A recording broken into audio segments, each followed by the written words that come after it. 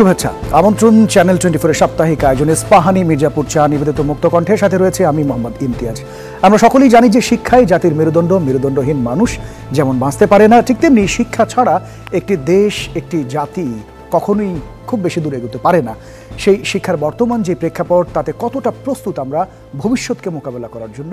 আমাদের শিক্ষার মান, বেতন কাঠামো, শিক্ষায় বৈষম্য, ছাত্র রাজনীতি, গবেষণায় বরাদ্দ, ট্যাক্স, এই সকল বিষয় নিয়ে আমরা আলোচনা করতে চাই। আমাদের সাথে আলোচনার জন্য সম্মানিত অতিথি হিসেবে 4 জন অতিথি রয়েছেন। শুরুতে আপনাদের সাথে পরিচয় করিয়ে দিতে চাই।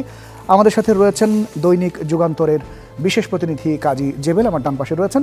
আমার বাঁ পাশে রয়েছেন ঢাকা বিশ্ববিদ্যালয়ের গণযোগাযোগ ও সাংবাদিকতা বিভাগের সহযোগী অধ্যাপক ডক্টর সাইফুল আলম চৌধুরী, এবং রয়েছেন প্রেসিডেন্সি ইউনিভার্সিটির ব্যবসা প্রশাসন বিভাগের চেয়ারম্যান অধ্যাপক ডক্টর জে আলী, এবং অনলাইনে আমার সাথে যুক্ত রয়েছেন এনসিপির যুগ্ম মুখ্য সমন্বয়ক মোহাম্মদ মাহবুব আলম। আপনাদের 4 জনকে স্বাগত জানাচ্ছি, ধন্যবাদ জানাচ্ছি, আপনারা কষ্ট করে আমাদের সময় দিয়েছেন। সাইফুল আলম চৌধুরী, আপনাকে দিয়ে শুরু করতে চাই।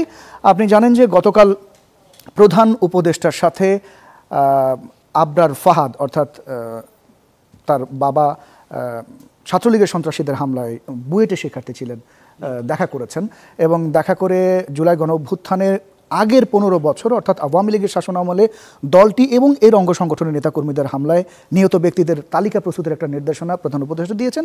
পাশাপাশি মানে রাষ্ট্রীয় বাহিনীর হাতেও যারা নিহত হয়েছেন তাদের বিষয়ে তিনি বলেছেন। একটু আপনার কাছে জানতে চাই, ছাত্রলীগের যেরকম রাজনীতি আমরা দেখেছি সেই সময়টায় ছাত্র রাজনীতির কি ধরনের পরিবর্তন এই মুহূর্তে আপনি দেখছেন এবং পরিবর্তন হওয়া দরকার আপনার কাছে মনে হয়? আচ্ছা, প্রশ্নটা এনসিপির ওর জন্য করলে আমি মাহবুবের কাছে আসবো।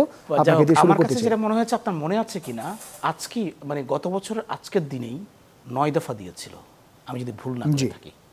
সেই 9 দফার একটা দফা ছিল ছাত্রলীগ সহ দলীয় লেজুর ভিত্তির সমস্ত রাজনৈতিক ছাত্র সংগঠনগুলোর ক্যাম্পাসের অর্থাৎ ছাত্র রাজনীতি নিষিদ্ধ করা।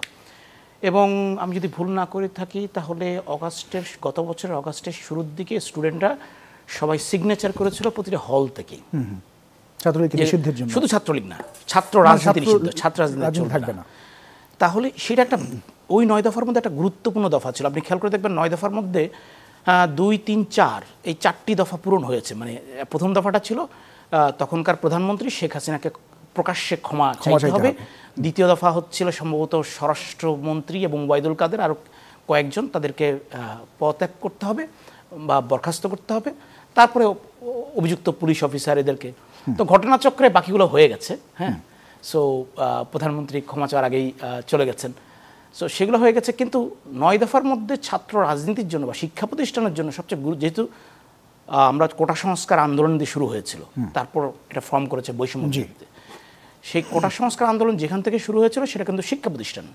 এবং সেখানে আমরা 17ই জুলাইতে যে ছাত্রলীগ আক্রমণ করে তার পরিপ্রেক্ষিতে দেখলাম যে আসলে ছাত্র রাজনীতি যেই থাকুক না, যেই দলই থাকুক না ক্ষমতায়, তাহলে ছাত্ররা এইভাবে লেজুর ভিত্তিক ছাত্র রাজনীতি শিক্ষা প্রতিষ্ঠানের জন্য বা শিক্ষার্থীদের নিরাপত্তার জন্য একটা বিরাট হুমকি। তখন কিন্তু সবাই সব স্টুডেন্টের থেকে দাবিটা এসেছিল। কিন্তু দুর্ভাগ্যজনক হচ্ছে সেই একই কথাই বলতে হয় যে 5ই আগস্টের পরে যেই লাউ সেই কদুতে পরিণত হলো। এখন পূর্বের অবস্থা যা দেখেছেন এখনো তাই হচ্ছে। শিক্ষা প্রতিষ্ঠান এর মধ্যে কুয়েটে মারামারি হয়েছে, খুলনা ইউনিভার্সিটিতে হয়েছে, আরও অনেক বিশ্ববিদ্যালয় হচ্ছে। ঢাকা বিশ্ববিদ্যালয়েও একজন ছাত্রকে নির্মমভাবে, ছাত্র না বাইরের, কিন্তু পিটিএ মেরেছে। সো বাইরের লোকজন তো এসে মেরেনি, ছাত্ররাই করেছে। ফলে এই সবগুলোই আসলে সেই একই যেই পূর্বের যে লেজুর ভিত্তিক ছাত্র রাজনীতি বা একটা বড় দলের আন্ডারে শেল্টার দেয়া, এক বা একাধিক দলের প্রত্যেকটা ইয়াতে, এবং সেখানে আপনি দেখবেন যে বাংলাদেশের রাজনীতিতে অলিখিতভাবে একটা কথা বলা আছে যে আপনি যদি রাজনীতির মূল মাঠে খেলতে চান তাহলে আপনাকে শিক্ষা প্রতিষ্ঠানে আপনার যে ছাত্র ফোর্স বা উইং সেটাকে শক্তিশালী করতে হবে, যেটা এর সাথে ছিল না বলে, ছাত্র সমাজ অতটা স্ট্রং ছিল না বলে এর সাথে পারেনি, এমন উদাহরণ দেওয়া হয়। সো সেই ক্ষেত্রে আপনি দেখবেন যে শিবির ভার্সেস ছাত্রদল, শিবির ভার্সেস ছাত্রলীগ, ছাত্রলীগ ভার্সেস ছাত্রদল, ইভেন ছাত্রলীগের হাতে ছাত্র ইউনিয়ন বা বামপন্থী দলগুলোর, শুধু কি তাই, ছাত্রলীগ ভার্সেস ছাত্রলীগ ভার্সেস ছাত্রলীগ, ছাত্রদল ভার্সেস ছাত্রদল, সেটা হয়েছে। সো এই যে কিছুদিন আগেও যেদিন মাইলস্টোনের ঘটনাটা ঘটলো, সেদিন চিটংয়ে কিন্তু চিটং কলেজের ওখানে চকবাজারে সেখানে সেই রাতেই অদ্ভুত, তাই না? যেদিন আমরা পুরো জাতি আসলে শোকাগ্রস্ত, সেইখানে ওই দিন দেখলাম যে 2টো ছাত্র সংগঠন মারামারি করছে। হ্যাঁ, এবং কোনো বিকার নেই।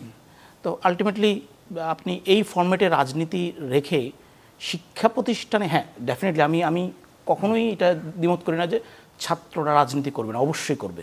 রাজনৈতিক সচেতনতা তাদের মধ্যে যদি না থাকে তাহলে নেতা হবে ওকে পরবর্তী দেশ গড়বে, জাতীয় পর্যায়ে কে আসবে, ডেফিনেটলি।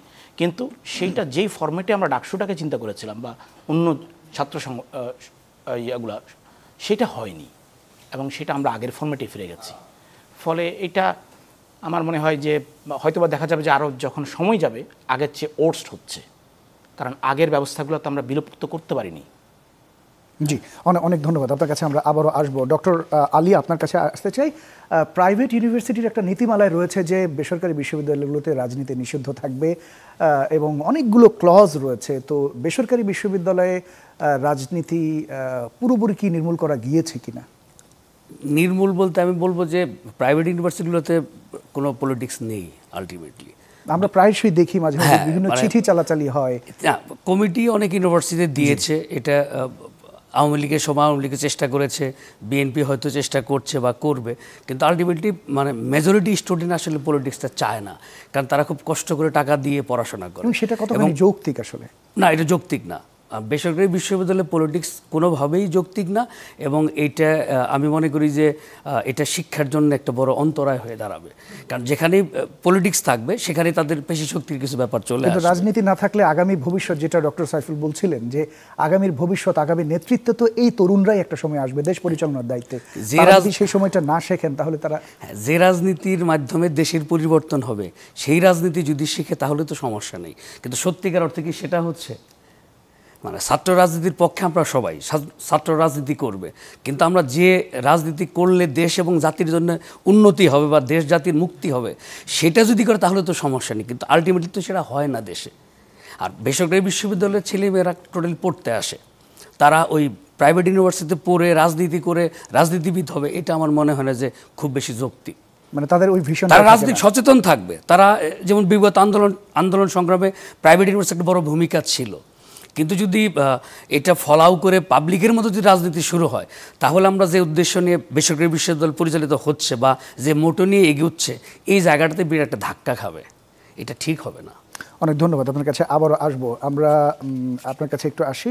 কাজী জেবেল, 69-এর গণ অভ্যুত্থান, 71-এর মহান মুক্তিযুদ্ধ, যতগুলো জায়গায় আমরা বলি না, 66-র যেই বা 52-র ভাষা আন্দোলন, প্রত্যেকটা জায়গায় কিন্তু আমরা তরুণদের একটা আধিক্য দেখেছি। তাদের বদৌলতে কিন্তু এই দেশটা এসেছে, এই লাল সবুজের মানচিত্রটা আমরা পেয়েছি। আমরা মানে বেসরকারি বিশ্ববিদ্যালয় বলি বা সরকারি বিশ্ববিদ্যালয়গুলো, একটা জায়গায় রাজনীতি হচ্ছে, চাচ্ছেন তারা হওয়া দরকার, আরেকটা জায়গায় চাচ্ছেন না। মানে এই বিষয়টা আপনি কেমন দেখেন, কিভাবে দেখেন? আসলে মহান মুক্তিযুদ্ধে আমাদের যারা নেতৃত্ব দিয়েছেন তাদের বড় অংশই ছিল কিন্তু ছাত্র রাজনীতি থেকে আসা। জি, এখন যেটা বিষয় হচ্ছে যে বাংলাদেশের প্রেক্ষাপটে ছাত্র রাজনীতি নিয়ে এখন অনেক প্রশ্ন উঠেছে যে ছাত্র রাজনীতি কতটুকু যৌক্তিক অযৌক্তিক, কারণ এর জন্য কিন্তু মূলত দায়ী হচ্ছে ছাত্র রাজনীতির যে লিডার তারা। কারণ বাংলাদেশের প্রেক্ষাপটে শিক্ষাঙ্গনে যে আপনার সন্ত্রাস, যেটা বলা হয় শিক্ষাঙ্গনের সন্ত্রাস, সেই সন্ত্রাসটা কিন্তু বাইরের আশেপাশের লোকজন কেউ করছে যতটা না করছে তার চেয়ে ভিতরের লোকজন এইটাকে করছে, অর্গানাইজ করতেছে। এখন যেটা প্রশ্ন হচ্ছে যে ছাত্র রাজনীতি থাকবে কিনা, আমি মনে করি যে ছাত্র রাজনীতি থাকা উচিত, অবশ্যই ছাত্র রাজনীতি থাকা উচিত, তবে এখন যে ফরম্যাটে আছে সেটা না। ছাত্রদল বিএনপির হয়ে সব করবে, অর্থাৎ ব্লাইন্ডলি সব করবে, শিবির জামাতের হয়ে সব করবে, হ্যাঁ ব্লাইন্ডলি সব করবে, এটা না, এটা হওয়া উচিত না। ছাত্র রাজনীতিটার টার্গেটটা এবং ছাত্র রাজনীতির উদ্দেশ্যটা ভিন্ন হওয়া উচিত। এবং সেই জায়গায় আমাদের এখন যে রিফর্মের কথা বলা হচ্ছে সেই জায়গায় এই রিফর্মটা কিন্তু এখন আলোচনা একেবারেই নেই। এখন শিক্ষা প্রতিষ্ঠানগুলোতে আপনার এই মুহূর্তে যে মারামারি চলছে, হল দখল আগের মতো এত শোনা যাচ্ছে না, কিন্তু ভিতরে ভিতরে যে হল দখল নাই এটাও বলা যাচ্ছে না একেবারে।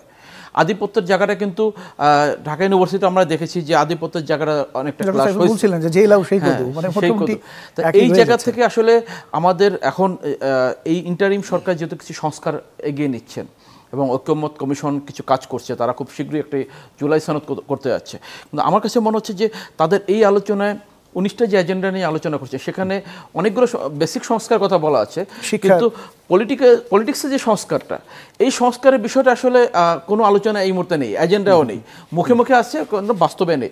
আমার কাছে মনে হচ্ছে যে আসলে আমাদের দেশের গণতন্ত্র চর্চা বলি, ইলেকশনের চর্চা বলি, সেটা করার আগে দলগুলোর ভিতরে চর্চাটা খুব বেশি জরুরি। কারণ যখন দলগুলোর ভিতরে প্র্যাকটিস না থাকবে, আমরা যত সিস্টেম বলি না কেন, আসলে সিস্টেমগুলো কাজে আসবে না। নির্বাচনে আপনার স্বচ্ছতার কথা বলা হচ্ছে, নির্বাচনে স্বচ্ছতা আনতে হলে তো আগে তো প্রার্থী বাছাই স্বচ্ছতা রাখতে হবে। এখন আমার প্রার্থী যিনি প্রার্থী হবেন, মনোনয়ন পাওয়ার যদি যোগ্যতা হয় টাকা, মনোনয়ন পাওয়ার যোগ্যতা হয় যদি পেশি শক্তি, তাহলে তো উনি জনগণের কাছে যাবেন না। উনি লিটারালি উনি টার্গেট করবেন যে কিভাবে তার আধিপত্য বিস্তার করার জন্য লাঠিয়াল বাহিনী তৈরি করতে হবে। উনি তখন টার্গেট করবেন কিভাবে তারা ইনকাম করতে হবে, কারণ সে তো নির্বাচনের টাকা ব্যয় করছে। সেই জায়গা থেকে আপনার আগে রাজনীতির সংস্কার খুব বেশি দরকার আমাদের, না হলে আদার্স যে সংস্কারগুলো আছে এগুলো আসলে খুব বেশি হবে না। আমরা 2006, 7, 8 যে পরিস্থিতিটা দেখেছি, আমরা 2008 নির্বাচনে দেখেছি অনেকগুলো সংস্কারের মধ্যে দিয়ে নির্বাচন হয়েছে, কিন্তু সেই সংস্কারগুলো কি আদৌ 5 বছর পর 14তে ছিল? 14 নির্বাচন কিন্তু একদম বাংলাদেশে একটা ইতিহাসে একটা মানে কি বলে যে নেককারজনক বাজে নির্বাচন, অর্থাৎ ভোট ছাড়া একটা সরকার হয়ে গেছে। 153, হ্যাঁ 153, অর্থাৎ ভোট ছাড়া একটা সরকার হয়ে গেছে। ভোটটা ছিল আনুষ্ঠানিকতা।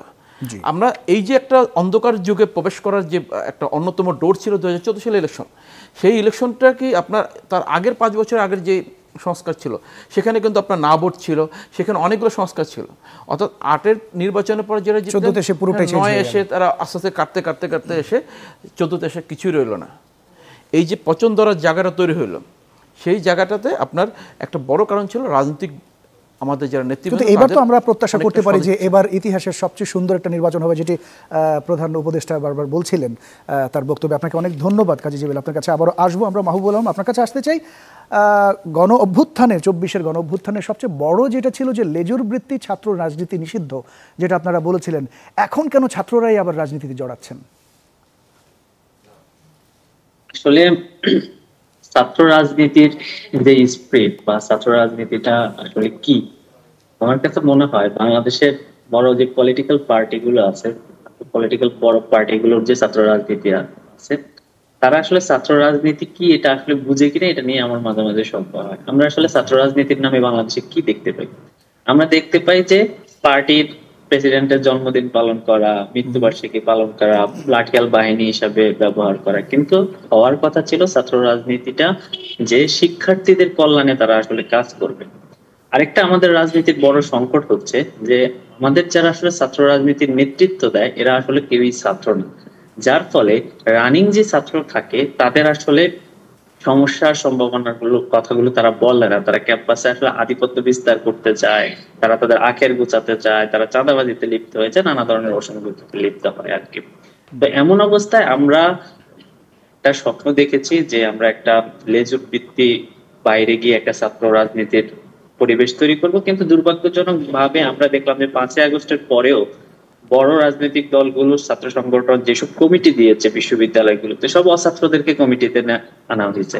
মানে একজন রানিং ছাত্র নাই এমনও বিশ্ববিদ্যালয় কমিটি আমরা দেখতে পেয়েছি। ইভেন জেলা কমিটিগুলো দেওয়া হচ্ছে 2 বাচ্চার বাবা, 3 বাচ্চার মা, বা এরকম দেখে দেখে কমিটি দেওয়া হচ্ছে, যার ফলে ছাত্র রাজনীতির যে একটা পরিবর্তনে আমরা স্বপ্ন দেখছি সেটা আসলে হচ্ছে না। তবে অন্য যে কয়েকটা রাজনৈতিক দল আছে, আপনারা ছাত্র রাজনীতির যে পরিবর্তনের কথা বলছেন, যে হ্যাঁ ঠিক আছে যে বয়স্ক কোটা থেকে বাদ পড়লো, কিন্তু আমূল কি ধরনের সংস্কারগুলো আপনারা চাচ্ছেন আসলে, বা আপনাদের প্ল্যানিং গুলো যদি একটু বলতেন? আমরা কয়েকটা পরিবর্তন হয়তো আমরা বলতে পারি। সেটা হচ্ছে যে ক্যাম্পাসগুলো আপাতত কোনো পলিটিক্যাল ব্লক নেই। পলিটিক্যাল ব্লকের নামে যে হলগুলোর রুম দখল করার যে সংস্কৃতি ছিল সেটা আপাতত আসলে নেই, কারণ আসলে কোনো পলিটিক্যাল বড় পার্টি আসলে তারা আসলে ক্যাম্পাসগুলোতে একক আধিপত্য এখনো প্রতিষ্ঠা করতে পারেনি। এটা একটা বিষয়। আরেকটা বিষয় হচ্ছে যে ছাত্র সংসদ নির্বাচনের দিকে আসলে যাচ্ছে রাষ্ট্র, এটা একটা ভালো দিক। কয়েকটা ইউনিভার্সিটি, বিশেষ করে ঢাকা ইউনিভার্সিটি, জাহাঙ্গীরনগর ইউনিভার্সিটিতে ছাত্র রাজনীতি, ছাত্র সংসদ নির্বাচনের তোড়জোড় শুরু হয়েছে এবং আশা করি খুব শীঘ্রই নির্বাচন অনুষ্ঠিত হবে। এবং মোটা দাগে 5ই আগস্টের পরে বলা যেতে পারে এই দুটো হচ্ছে আরেকটা বিষয়, শিক্ষার্থীরা মন খুলে কথা বলতে পারতেছে এবং শিক্ষার্থীরা প্রতিবাদ জানাইতে পারতেছে, যেটা হচ্ছে আগে আসলে সম্ভব হইতো না। তো এই 3টা জিনিস আমরা মনে করি যে একটু পরিবর্তন হয়েছে, কিন্তু যে আমাদের রাজনৈতিক যে সিস্টেম, রাজনৈতিক যে কালচার, সেই কালচারে আমরা খুব বেশি আসলে পরিবর্তন দেখতে পাচ্ছি না আর কি।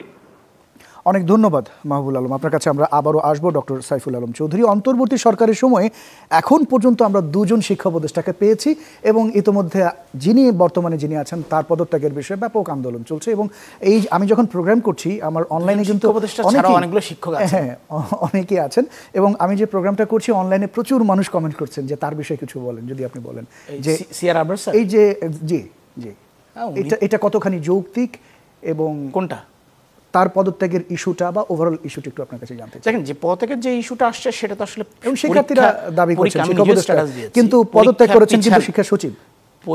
হ্যাঁ দেখেন এটা খুব এখানে যেই স্ট্যাটাসটা নেওয়ার যেই সিদ্ধান্তটা নিয়ে মানে দেরি করার জন্য তো বিপত্তি, সেটা আমার কাছে মনে হয়েছে ওনাদের অভিজ্ঞতার অভাব সত্যিকার অর্থে। কারণ আমি ওই ঘটনা ঘটার সাথে সাথেই যার বাসায় এইচএসসি ক্যান্ডিডেট আছে তার প্রথম চিন্তা হচ্ছে যে আগামীকাল পরীক্ষা হবে কিনা, বিকজ এটা একটা মানে স্টেট ডিজাস্টারের মতো ঘটনা, তাই না?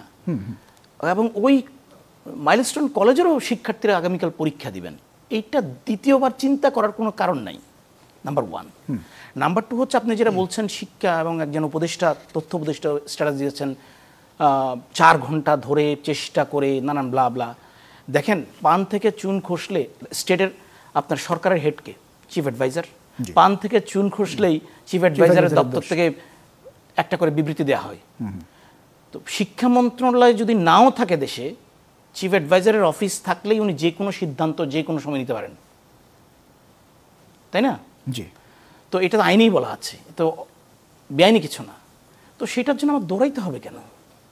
তার মানে এই চিন্তাটা চিফ অ্যাডভাইজারের অফিসেও আসেনি যে এত বড় একটা ডিজাস্টারের পর আগামীকাল যে শিক্ষার্থী ওই কলেজের শিক্ষার্থীরাই পরীক্ষা দিবেন কিভাবে, এই চিন্তাটা আসেনি।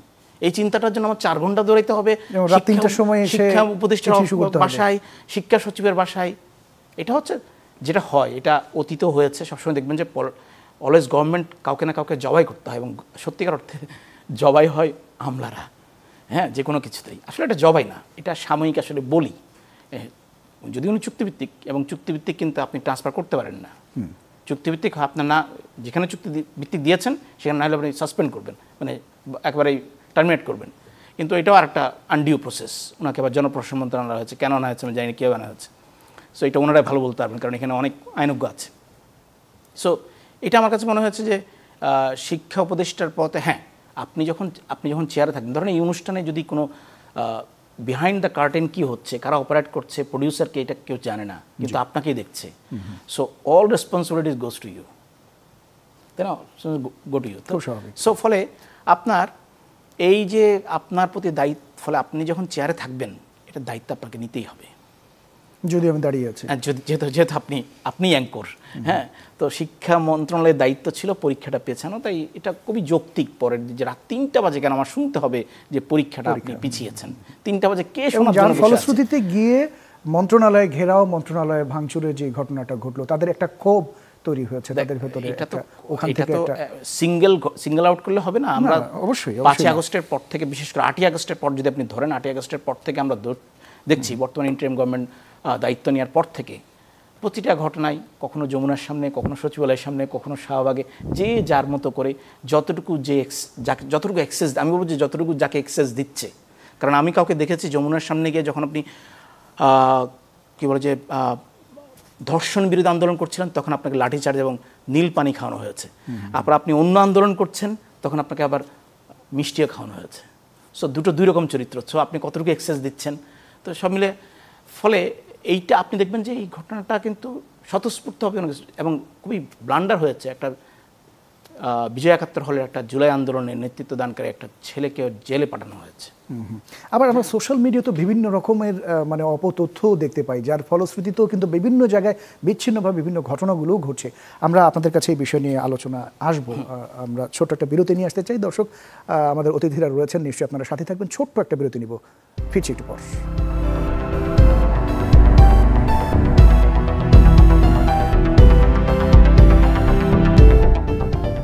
ধন্যবাদ সঙ্গে থাকার জন্য। আপনারা দেখছেন ইস্পাহানি মির্জাপুর চা নিবেদিত মুক্ত কণ্ঠ, সাথে রয়েছে মোহাম্মদ ইমতিয়াজ। 4 জন অতিথি রয়েছেন। আমরা প্রফেসর জিয়া আলী আপনার কাছে আসতে চাই। দুঃখজনক হলেও সত্য, আমাদের দেশে শিক্ষা এখন ব্যবসায় রূপান্তরিত হয়েছে। এটি মানে একটু কঠিন হবে আপনার জন্য। সমাজের উচ্চবিত্তরা প্রচুর অর্থ ব্যয়ে তাদের সন্তানদের জন্য মানসম্পন্ন স্কুলে বা বিশ্ববিদ্যালয়ে পড়াচ্ছেন, কিন্তু যারা কিছুটা পিছিয়ে পড়েছেন তারা কিন্তু সেই জায়গাটা পাচ্ছেন না। তো আমাদের দেশে বর্তমান শিক্ষা ব্যবস্থা কি শ্রেণী বৈষম্য তৈরি হচ্ছে না? শ্রেণী বৈষম্য তো শিক্ষা দিয়ে তৈরি হচ্ছে বিষয়টা তা না। শ্রেণী বৈষম্য অতীতেও ছিল, এখনও আছে, ভবিষ্যতেও থাকবে। কিন্তু আপনি অবাক হবেন যে আমরা বিশ্ববিদ্যালয়ে যে বেতন নিচ্ছি ছাত্রছাত্রীদের, তার চেয়ে 50 গুণ বেশি বেতন নেই ইংলিশ মিডিয়ামের ছাত্রছাত্রীদের জন্য। একজন ইংলিশ মিডিয়াম ক্লাস 1-এর বাচ্চার বেতন 20,000, 50,000, 1 লক্ষ আছে। সেখানে আমরা ছাত্রছাত্রীদের পড়াচ্ছি মাত্র 3,000, 4,000 টাকা বেতনে মাসে। আপনি চিন্তা করতে পারেন, যেখানে আমাদের বিশ্ববিদ্যালয়ের যে পরিচালনা ব্যয় সেটা আমাদের বোর্ড অফ ট্রাস্টিজের মেম্বারদের কাছ থেকে অনুদান হিসেবে নিয়ে চালাতে হয়। সুতরাং যারা বলে যে শিক্ষা বাণিজ্যিকীকরণ হয়েছে, এটা আসলে সর্বাংশে সত্য না। কারণ শিক্ষার পেছনে যে ব্যয়, যেমন বেসরকারি বিশ্ববিদ্যালয়ের কথা যদি বলি, যে এখানেও কিন্তু অনেক ছেলে মেয়ে পড়ে যারা খুব কষ্ট করে টাকা দিয়ে পড়াশোনা করে, তারা নিজেরা জব করে, নিজেরা চাকরি করে, নিজের ব্যয় বা নিজে বহন করে। অনেক নিম্ন মধ্যবিত্ত করে ছেলেমেয়েরা কিন্তু প্রাইভেট ইউনিভার্সিটি এখন পড়ছে।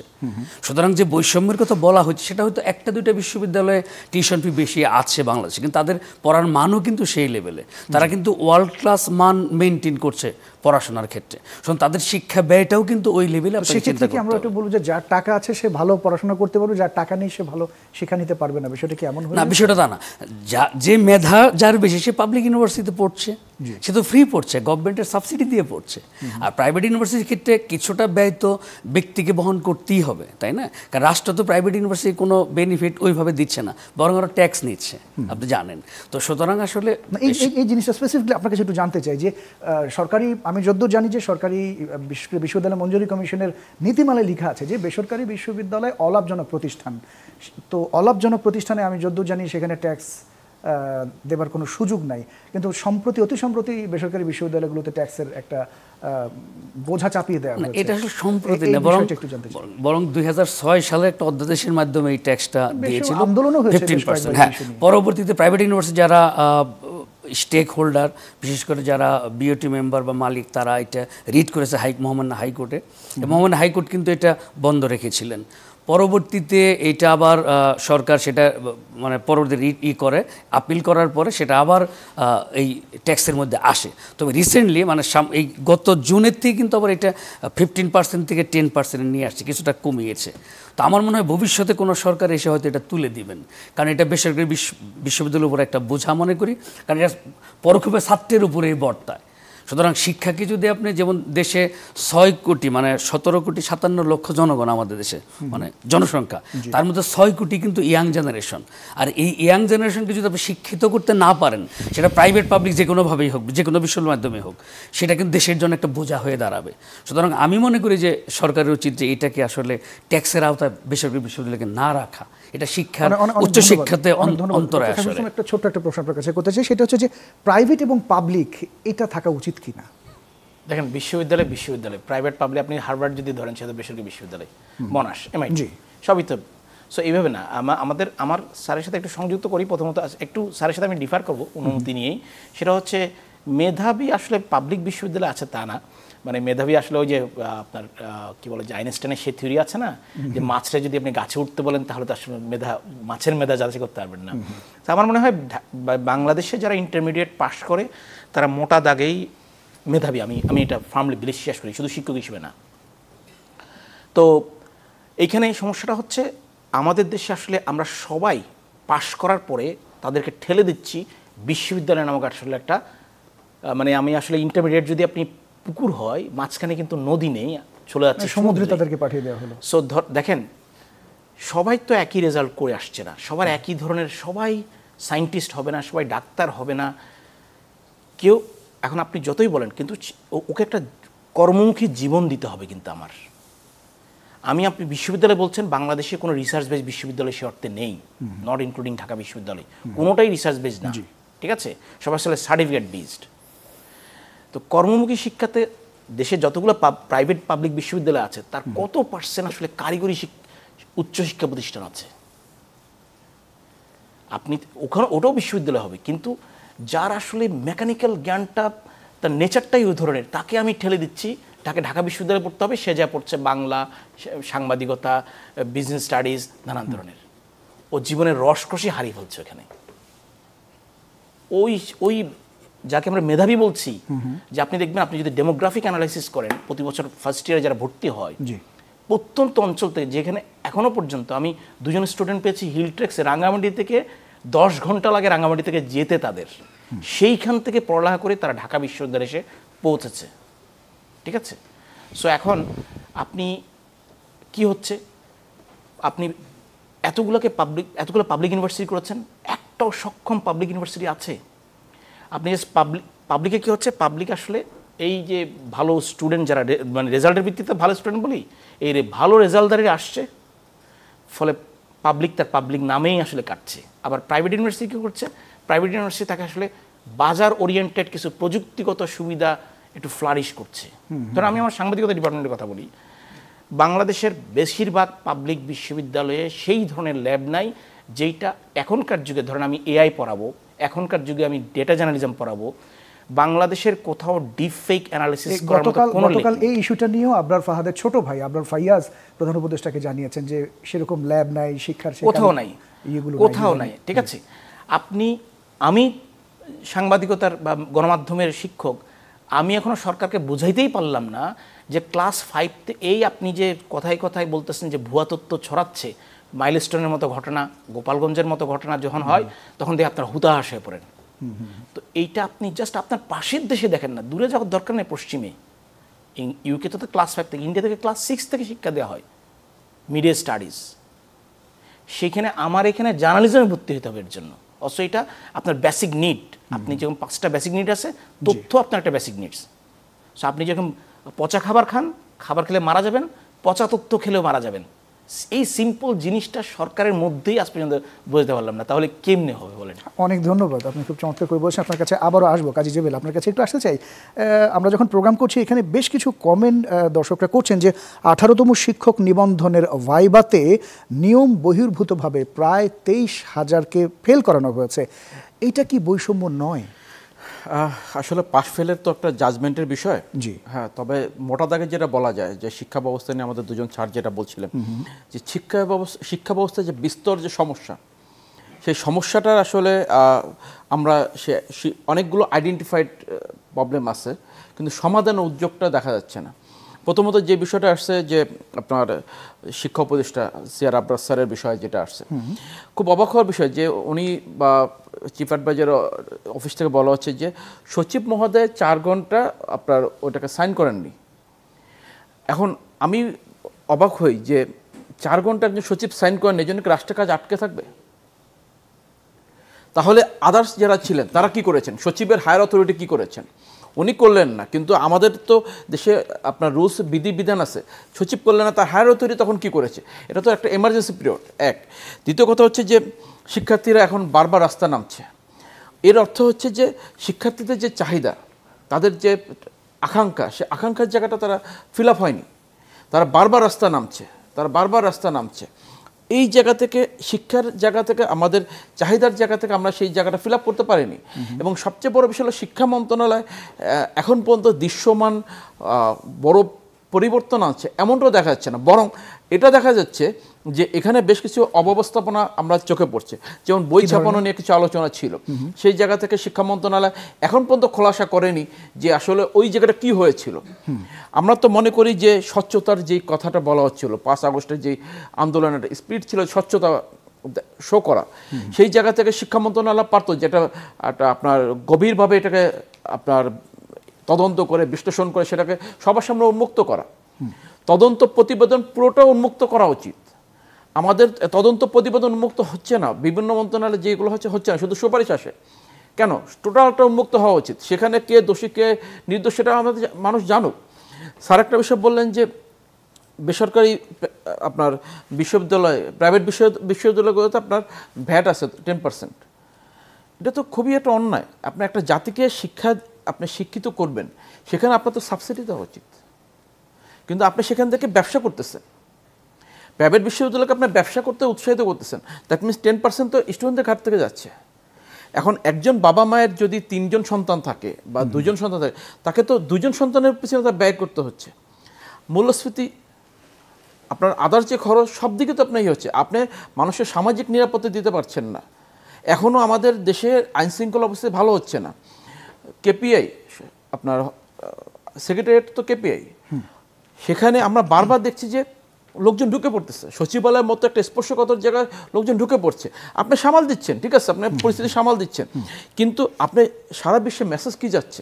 কিন্তু আসলে কি মন্ত্রণালয় অরক্ষিত হয়ে যাচ্ছে কিনা বা অরক্ষিত কিনা? অবশ্যই অরক্ষিত। আমাদের এখানে গোয়েন্দা সংস্থাগুলো আমার কাছে মনে হচ্ছে বারবার ফেল করছে। এই যে এতগুলো স্টুডেন্ট আসছে, এরা তো বিক্ষিপ্তভাবে যাওয়া হয়েছে, হয়তো বিভিন্ন মানে মাধ্যমে তার মেসেজ পেয়েছে যে এখানে যাওয়া উচিত। আমাদের তাহলে গোয়েন্দা সংস্থাগুলো কী করেছে? আমাদের সরকার তখন কি করেছে? গোয়েন্দা সংস্থার দরকার ছিল প্রতিটা পয়েন্টে যে কোন জায়গায় কোন সমস্যা সেটাকে রাষ্ট্রকে জানানো এবং রাষ্ট্র সেখানে অ্যাড্রেস করা। আমরা যদি সে আগের ধারায় থাকি যে সমস্যা হবে, সমাধান হবে না, সমস্যাকে চাপা দিতে হবে। বালিশ চাপা দিয়ে, আগুন চাপা দিয়ে তো রাখা যায় না, তরুণদেরকে চাপা দিয়ে রাখা যাবে না। আপনার যেখানে বলা হচ্ছে যে এনটিআরসিতে যেই সমস্যাটা, আমরা এখানে এই আলোচনা তো আসছে, বারবার আসছে, যেখানে একটা হিউজ জনগোষ্ঠীকে তাদের সার্টিফিকেট থেকে বঞ্চিত করা হয়েছে। 23,000 বলা হচ্ছে, কেউ বলছে 18,000, যেটাই হোক।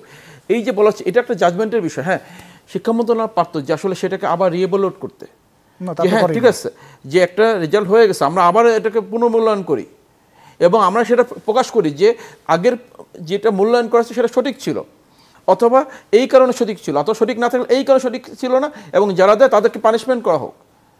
বরঞ্চ তা হচ্ছে না, যে আমরা বলেছি পাস করে দিয়েছি, বের করে দিয়েছি। এই যে আপনার ইগো, কিন্তু আমরা ইগো দেখেছি, আগেও দেখেছি, ইগোর রেজাল্ট বাংলাদেশে ভালো আসেনি। আমরা ইগো থেকে মানবিক হওয়া দরকার, রাষ্ট্রকে আরও মানবিক হওয়া দরকার। আমরা কেন অন্যায় হলো সেই অন্যায়কে আমরা জাস্টিফাই করার চেষ্টা করব। আমরা অন্যায় হয়েছে অন্যকে স্বীকার করি যে ভাই আমি ভুল করেছি। আমাদের শিক্ষামন্ত্রী, শিক্ষা উপদেষ্টা মহোদয় বললেন যে আমার দায় ছিল না, তবে গভর্নমেন্ট বলল আমি চলে যাব। উনি কি একেবারে দায়টাকে এড়াতে পারেন? ওনার সচিব যদি কথা না শুনেন, উনি কি মনে করেন তারপর ওনার এখানে থাকার নৈতিক যৌক্তিকতা আছে? কারণ ওনার অধীনে কয়েকটা বিভাগ আছে, কয়েকজন সচিব আছেন, সেইখানে তার সচিব কথা শুনবে না, এটা কিভাবে হয়? এবং সেখানে সচিবের বিরুদ্ধে কি করা হলো যে তাকে ওখানে সরিয়ে নেওয়া হলো। এটা সরিয়ে নেওয়াটা কি আপনার সমাধান? এটা তো পানিশমেন্ট না। সে যদি অপরাধ করে তাকে আপনার আরও বেশি পানিশমেন্ট দেওয়া উচিত। আর সে যদি অপরাধ না করে তাহলে বিনা অপরাধে তাকে বলি দেওয়া, যেটা আমাকে স্যার বললেন যে তাকে বলি দেওয়া হলো কেন? যদি অপরাধ না করেন তাকে বলি দেওয়া উচিত না, কারণ আপনি একটা যদি নিরীহ তাকে কেন বলি দিবেন? সুতরাং সবগুলো বিষয়কে একেবারে পুঙ্খানুপুঙ্খানু যাচাই করা উচিত। আমরা এখনও যদি সে যাচাইয়ের কালচারে না যেতে পারি, আমরা যদি সে ইগোর জায়গা থেকে যাই, তাহলে আমাদের সমস্যার সমাধান হবে না, বরং দিন দিন সমস্যা বাড়বে। এবং যেই দাবিগুলো এখন আসছে যে আপনার শিক্ষা ব্যবস্থায়, এবং সামনে এই বছর চলে এলে আবার নতুন ভর্তি, সামনে আপনার এসএসসি পাস হয়ে গেছে, ইন্টারমিডিয়েট ভর্তি চলছে, এরপর আবার এসএসসি আপনার বিশ্ববিদ্যালয় ভর্তি শুরু হবে। এই যে আপনার ম্যানেজমেন্টগুলো, এগুলোর একটা সুদূর প্রসারী রোডম্যাপ থাকা উচিত। এখন থেকে একটা পরিকল্পনা থাকা উচিত, আমরা এইটার পর এটা করবো, এটার পর এটা করবো, তাহলে এই ভুলগুলোর সম্ভাবনা কম থাকবে। এবং কে এটার দায়বদ্ধ থাকবে, কে কাজটা করবে, সেটা আগে সুনির্দিষ্ট করা উচিত। এটা আছে, তাদের অবশ্যই আছে, যেহেতু প্রত্যেক বছর এই কাজটা হয়, কিন্তু তাকে জবাবদিহিতে কাঠগড়া রাখা এবং পুরো পিপল হওয়া, সেই জায়গাটাতে অ্যাড্রেস করা। অনেক ধন্যবাদ কাজী জেবেল, আপনার কাছে আবার আসবো।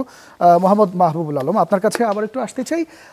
শিক্ষাকে দলীয় রাজনীতির বাইরে রাখতে করণীয় কি? আপনি বেশ কয়েকটা পয়েন্ট আগের বিরতির আগে বলছিলেন। এক্ষেত্রে উচ্চশিক্ষা প্রতিষ্ঠানগুলোতে ছাত্র সংসদ নির্বাচন কি ধরনের ভূমিকা পালন করতে পারে, আপনি সেটিও বলেছিলেন, একটু ডিটেল জানতে চাই এবার।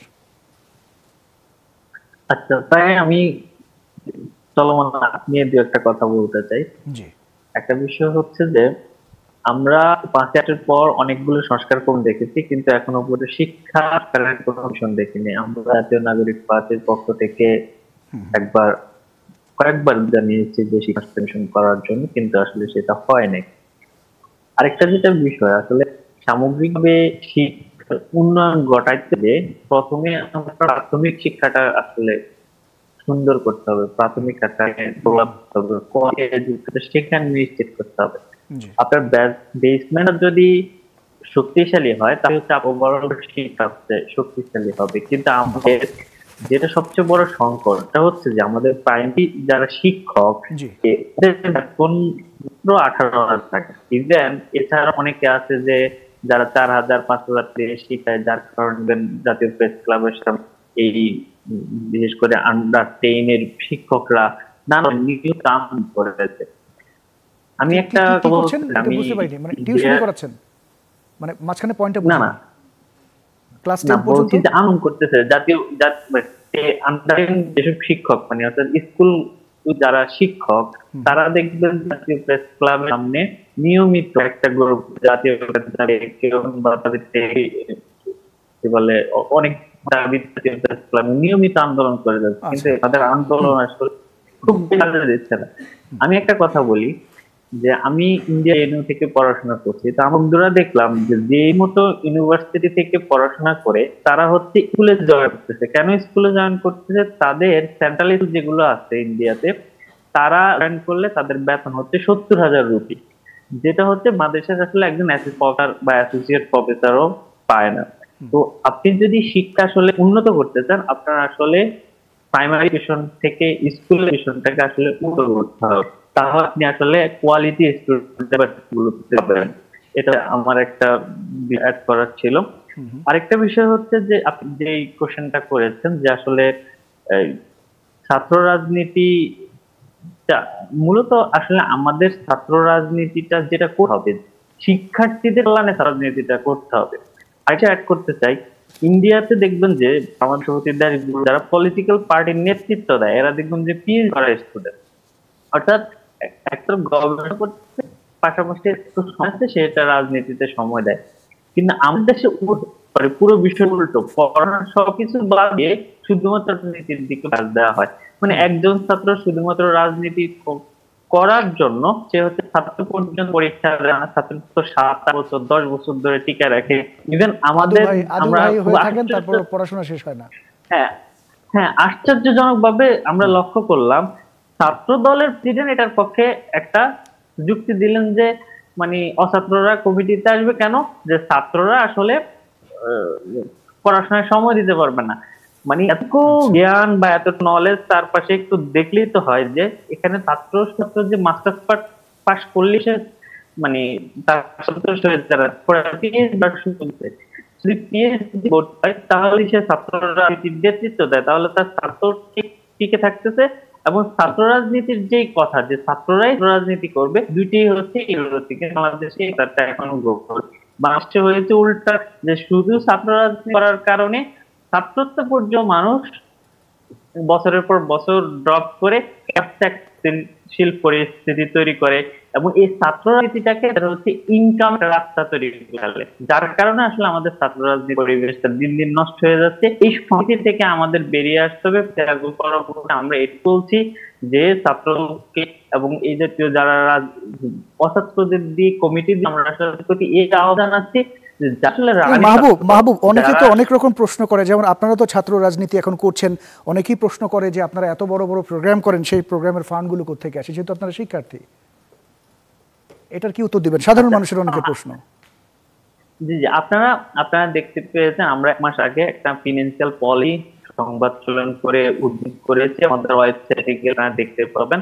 আমরা একটা পাবলিক ডোনেশনের সিস্টেম দাঁড় করিয়ে সেখানে যে কেউ ডোনেট করতে পারে। এটা এই মাধ্যমে আমরা খরচ তুলে থাকি এবং এটার জন্য আমরা আসলে আমাদের রাজনৈতিক কর্মকাণ্ডগুলো পরিচালনা করার চেষ্টা করছি। যারা আমাদের শুভাকাঙ্ক্ষী আছে তারা আমাদের ডোনেট করে, এটা আসলে আমাদের কার্যক্রমগুলো পরিচালনা। অনেক ধন্যবাদ মাহবুব আলম, আপনাকে অনেক ধন্যবাদ। আপনি থাকবেন আমাদের সাথে। প্রফেসর সাইফুল আলম চৌধুরী, আপনার কাছে একটু আসতে চাই। আমাদের এখন যে শিক্ষা ব্যবস্থা, সেই শিক্ষা ব্যবস্থা দিয়ে শিক্ষার্থীরা যেভাবে আমরা গড়ে তুলছি, আগামীর চ্যালেঞ্জ মোকাবেলায় কতখানি সম্ভব? দেখেন, শিক্ষা তো আমরা যেটা আসলে শিক্ষা বুঝাই সেটা তো মাহবুব বেশ কিছু পয়েন্ট বলছে, একটা সামগ্রিক বিষয়। আমরা যেটা আলোচনা করছি সেটা হচ্ছে বিশ্ববিদ্যালয়ে শিক্ষা পাশ করা ফেল করা, এটা না। কিন্তু শিক্ষা মানে টোটাল সমাজ ব্যবস্থায় একটা ভবিষ্যতের নাগরিক কীভাবে গড়ে উঠবে তার আসলে পূর্ণাঙ্গ রূপ। তো তা আমি ওরিড হচ্ছে একটা সমাজের এই জায়গাটা যদি একটু ইন্টারাপ্ট করি যে এই যে মাইলস্টোনের ঘটনাটায় আপনি নিশ্চয়ই খেয়াল করেছেন যে সেই জায়গাটায় হতাহতের এত ভয়াবহ সিনারিও, সেখানে রিক্সা মানে আহতদের নিয়ে যাবে, যেখানে ভাড়া 20 টাকা তারা বলছে 300 টাকা, সিএনজি ভাড়া যেখানে 200 টাকা সে ভাড়া চাচ্ছে 1000 টাকা। আমরা কবে মানবিক হব আসলে? আচ্ছা দেখেন, এই বিষয় ওভারঅল বিষয়টা আপনি দেখবেন জাপান কিন্তু একটা ভূমিকম্প প্রবণ দেশ, ওদের এখানে প্রায় প্রাকৃতিক দুর্যোগ হয়। কখনো এরকম শুনেছেন? এখন তো সোশ্যাল মিডিয়ার যুগ, আমাদের এই অঞ্চলে কেন বেশি? শুধু বাংলাদেশে না, কিন্তু এই সাউথ এশিয়ান অঞ্চলেই মোটামুটি কম। আমরা কি খুব বেশি অভাবী? না, এইটাই আমি বলতে চাচ্ছিলাম, শুরু করেছিলাম এটা। আসলে শিক্ষাটা হচ্ছে সামগ্রিক বিষয়। এই যে আপনি যেটা মানবিকতা বলছেন না, এটা আসলে সোসাইটির নর্মস। এটাই আসলে বিশ্ববিদ্যালয় যেটা, সেইখানে এটাই শেখায়। আপনি কেউ কেউ বলে যে আমি বিশ্ববিদ্যালয়ে ভর্তি হয়েছি, আমি ক্লাস করবো না কেন? আমি ক্লাস করবো কেন? ক্লাস তো আমার নিজের ইচ্ছা, স্বাধীন। হ্যাঁ, সরকার আমাকে পড়াচ্ছে। দেখেন, যদি আমি সত্যিকারের শিক্ষা দিতে পারতাম তাহলে বলতো না। কেননা এই রাষ্ট্রের টাকাটা এটা প্রতিযোগিতামূলকভাবে খরচ করা হচ্ছে। যদি যে ক্লাস করছে না সে যদি তাকে যদি না নেওয়া হতো তাহলে আরেকজন শিক্ষার্থী সুযোগ পেত। ঢাকা বিশ্ববিদ্যালয়ে মনে করেন প্রতি বছর 4000 স্টুডেন্ট নেবে। এই 4000-এর জন্য যদি মনে করেন যে 400 জন ক্লাস করে না, বিশ্ববিদ্যালয়ে ভর্তি হওয়ার পরে ক্লাস করে না, পরের মধ্যে না, মাহবুব যেটা বললেন যে রাজনীতির মধ্যে ঢুকে গেলাম, সব কিছু করলাম, রাষ্ট্রের যে ইনভেস্টমেন্ট এটা সবার, ওর নিজের বাবারও ট্যাক্সের টাকা এখানে আছে যে পড়ছে সে, তার রাষ্ট্রের যে ইনভেস্টমেন্ট এই 400 জনের প্রতি, সেটা কিন্তু জলে যাচ্ছে অলমোস্ট। এই 400 জনকে যদি আমি ভর্তি না করাইতাম, পরের 400 জন কিন্তু সুবিধাটা পেত। ফলে তাদের ভাগ্যগত করে এদেরকে ভাগ্য সুপ্রসন্ন করেছি আমি। ফলে এই সামাজিক বোধটা বিশ্ববিদ্যালয়ের শিক্ষায় আসলে এই যে নর্মসগুলা, এই নর্মসগুলো একের পর এক। এখন আমরা উনি ওই যে মাইলস্টোনের শ্রদ্ধেয় শিক্ষক যিনি স্টুডেন্টদেরকে বাঁচাতে গিয়ে 25 জন শিক্ষক, এখন আমরা শিক্ষকদের পূজা করছি। কিন্তু 5ই আগস্টের পরে চিন্তা করেন তো কি হয়েছিল। আমি পার্টিকুলারলি 5টা কেস র্যান্ডমলি ধরে যাচাই করা দেখেছি ওখানে আসলে শিক্ষকদের কোনো দোষ আছে কিনা। না, এমনও ঘটনা আছে শিক্ষক স্টুডেন্টকে মার্কস কম দিয়েছেন কেন, প্যারেন্টস গিয়ে এই সুযোগের সদ্ব্যবহার করে পরিস্থিতির কারণে সেটা তার উপরে বদলা নিয়েছে। কয়েকজন শিক্ষক তো স্ট্রোকও করেছেন। হ্যাঁ, সো এই সোসাইটির এই নর্মসটা একদিনে গড়ে ওঠে না, ভাঙতে পারবেন 1 মিনিটে। এটা করতে গেলে 10 বছর 20 বছর লাগে। এই নর্মসটা আমরা ভেঙে ফেলেছি। কালকে আদালতে বলেছে, উনি যেটা বললেন, যেমন আদালত কিন্তু বলেছেন যে সচিবালয় হচ্ছে রাষ্ট্রের মাথা। তো মাথা না থাকলে দেহ থাকবে কেমনে? শিক্ষক তো শিক্ষা ব্যবস্থার মাথা তো নেই। অনেক ধন্যবাদ doctor Saiful Alam Chowdhury. Doctor J Ali, আপনার কাছে একটু আসতে চাই সবশেষ আপনার কাছে। শিক্ষা প্রতিষ্ঠানগুলোতে এবং সার্বিক শিক্ষা ব্যবস্থায় আমাদের কি পরিবর্তন আনা দরকার বলে আপনার কাছে মনে হয় এই মুহূর্তে? এটা আসলে শিক্ষা ব্যবস্থা একটা গুণগত পরিবর্তন আমরা আশা করেছিলাম, সেই আশায় এখনো বুক বেঁধে আছি। আসলে শিক্ষার পরিবর্তনের জন্য গবেষণামুখী শিক্ষা ব্যবস্থাটা খুব জরুরি। আমাদের বিশ্ববিদ্যালয়গুলো, ডক্টর সাইফুল কিছুক্ষণ আগে বলছিলেন, হ্যাঁ, আমাদের শিক্ষা ব্যবস্থা আসলে গবেষণার জন্য বরাদ্দ খুবই কম, এটা একটা ব্যাপার। আর বেসরকারি প্রাইমারি স্কুল লেভেলে যেটা মাহবুব আমাদেরকে বলেছেন যে শিক্ষার শুরু থেকে যে শিক্ষাটা মানে প্রাথমিক বিদ্যালয়, সেইখানে আমাদের একটু বেশি নজর দিতে হবে যেন প্রাথমিক বিদ্যালয়ের শিক্ষকদের জীবনযাত্রার মানটা অনেক সুন্দর হয়। মানে মেধাবী ছাত্ররা যেন শিক্ষক হতে চায়, যেটা আমাদের পার্শ্ববর্তী দেশগুলোতে কিন্তু আছে। তো আমরা যদি প্রাথমিক শিক্ষা ব্যবস্থা এবং মাধ্যমিক শিক্ষা ব্যবস্থাকে যদি আমরা ঢেলে সাজাতে পারি এবং মেধাবী শিক্ষক ওই জায়গাগুলোতে নিয়োগ করতে পারি, তাহলে কিন্তু শিক্ষা ব্যবস্থা একটা আমূল পরিবর্তন আসবে। এই জায়গাটাতে আমাদের একটু এখনো নজর দেওয়ার সুযোগ আছে বলে আমরা একেবারে শেষ পর্যন্ত আপনার কাছে একটু আসতে চাই। অনেকে বলেন যে আমাদের শিক্ষা ব্যবস্থা এখনো পরীক্ষা কেন্দ্রিক, শিক্ষণ কেন্দ্রিক নয়। আপনি কি একমত কিনা? এটা তো বাস্তবতা, সত্য। আমার কাছে মনে হচ্ছে যে আপনার এই সময়টাতে এসে রাজনৈতিক কমিটমেন্টটা খুব বেশি দরকার।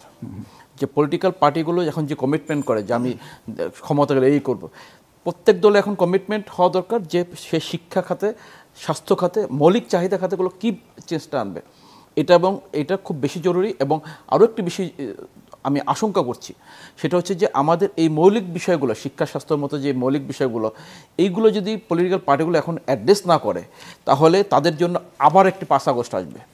কারণ মানুষ আসলে এই জায়গাগুলো প্রতিনিয়ত আক্রান্ত হচ্ছে এবং ক্ষতিগ্রস্ত হচ্ছে। সেই জায়গাটা থেকে এই নির্বাচনের আগে এই এখন থেকে সামাজিক একটা আন্দোলন হওয়া উচিত, যে পলিটিক্যাল কমিটমেন্ট, যে আপনি কমিটমেন্ট করছেন এবং সেটা কমিটমেন্ট বাস্তবায়ন করবেন। ক্ষমতা গেলে কমিটমেন্ট বাস্তব করা এমন না, যার যার জায়গা থেকে শেষে কমিটমেন্ট যতটুকু সম্ভব সবাইকে সেই কমিটমেন্টের জায়গাটাকে আগে ইনশিওর করা দরকার, যে আপনি কমিটমেন্ট করছেন এবং কমিটমেন্টটা ক্ষমতা গেলেও করবেন, বিরোধী দল থাকলেও করবেন, যে কোনো জায়গা থাকবেন তার কমিটমেন্টটা তিনি পূরণ করবেন। কাজী জেবেল, আপনাকে ধন্যবাদ। মাহবুব আলম, আমরা একেবারেই শেষ সময় রয়েছি, 30 সেকেন্ড সময় পাবেন।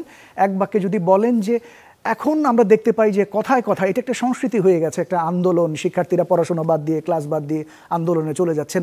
এই যে আপনি খেয়াল করে থাকবেন যে এর আগে যদি করোনা থেকে পিরিয়ড থেকে শুরু করি, এই লাস্ট 5-6 বছর কিন্তু সেই অর্থে আমরা শিক্ষা গ্রহণ করতে পেরেছি কিনা কিছুটা সন্দেহ রয়েছে। এই আন্দোলনটা নিয়ে আপনি কতখানি? জি, আমাদের শিক্ষা আন্দোলন রাখে গেছে, তাদের আসলে ঘরে মানে খুব কঠিন হয়ে গেছে। আচ্ছা, এমন অবস্থা আসে যেটা আমাদের করতে হবে, আমাদের আসলে শিক্ষা মানে শিক্ষা তারা আসলে আনন্দের সাথে গ্রহণ করবে, আমাদের করা উচিত। তাহলেই মনে হয় আমাদের ভালো হবে। একটা বিষয় অ্যাড করতে চাই, আমাদের আসলে ওভারঅল শিক্ষাটাকে সংস্কার করার জন্য যেটা সবচেয়ে বড় প্রয়োজন, আমার শিক্ষকদের জীবন মান করার যে দরকার, স্বাভাবিক জীবন করার জন্য যে স্যালারিটা দরকার, এই স্যালারিটা আমরা যদি ইনশিওর করতে পারি তাহলে আসলে আমাদের অনেক ধন্যবাদ, অনেক ধন্যবাদ মাহবুবুল আলম, ধন্যবাদ অধ্যাপক ডক্টর জে আলী, ধন্যবাদ ডক্টর সাইফুল আলম চৌধুরী এবং ধন্যবাদ কাজী জেবেল। এবং দর্শক আপনারা যারা দেখছেন আপনাদেরকে অনেক ধন্যবাদ এতক্ষণ সাথে থাকার জন্য। আগামী সপ্তাহে নতুন বিষয় নিয়ে, নতুন অতিথি নিয়ে আবারও হাজির হব। সেই পর্যন্ত সবাই ভীষণ ভালো থাকবেন।